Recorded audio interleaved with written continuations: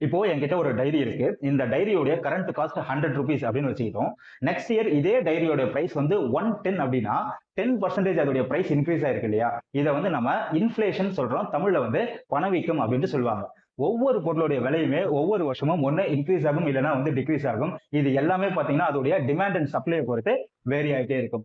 இந்தியாவை பொறுத்த வரைக்கும் ஆவரேஜான இன்ஃபிளேஷன் ரேட் பாத்தீங்கன்னா 6 to 7% இருக்கும். அதை நம்ம எப்படி அண்டர்ஸ்டாண்ட் பண்ணிக்கலாம்னா, ஒவ்வொரு வருஷமும் நம்மளுடைய செலவுகள் அப்படிங்கிறது 7% இன்க்ரீஸ் ஆகிட்டே தான் போகும். ஆனா அதுக்கு ஈக்குவலண்டா நம்முடைய இன்கம் இன்க்ரீஸ் ஆகுமா அப்படின்னா அதை வந்து நம்மளால கன்ஃபார்மா சொல்ல முடியாது.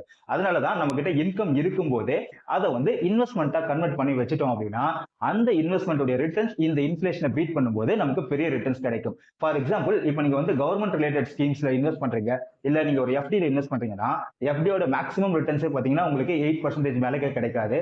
இதுவே கவர்மெண்ட் பாண்ட்ஸ் இல்ல வந்து வேற செக்யூரிட்டிஸ்குள்ள நீங்க இன்வெஸ்ட் பண்ணீங்கனாலும் உங்களுக்கு அதிகபட்சம் 9.5% ரிட்டர்ன்ஸ் தான் கிடைக்கும்.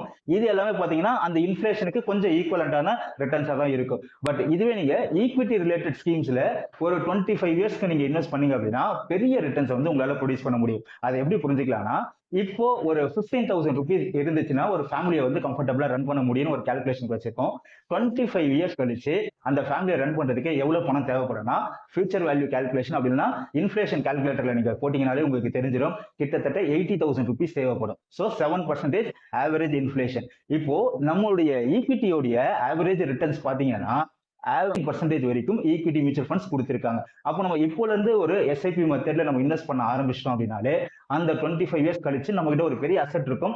அதை வச்சு நம்மளுடைய பினான்சியல் நீட்ஸை வந்து ஈஸியா பேலன்ஸ் பண்ண முடியும். ஸோ இந்த ஒரு ரீசனுக்காக தான் நம்ம மேஜரா வந்து ஸ்டாக் மார்க்கெட் அப்படின்னா மியூச்சுவல் ஃபண்ட்ஸ்ல வந்து இன்வெஸ்ட் பண்றோம். ஸோ இதை நம்ம அண்டர்ஸ்டாண்ட் பண்ணிட்டு நம்ம பினான்சியல் கோலையும் கரெக்டா டெரிவ் பண்ணிட்டோம் அப்படின்னா கண்டிப்பா மார்க்கெட்ல நம்மளும் ஒரு சக்சஸ்ஃபுல் இன்வெஸ்டரா மாறதுக்கு நிறைய சான்சஸ் இருக்கு.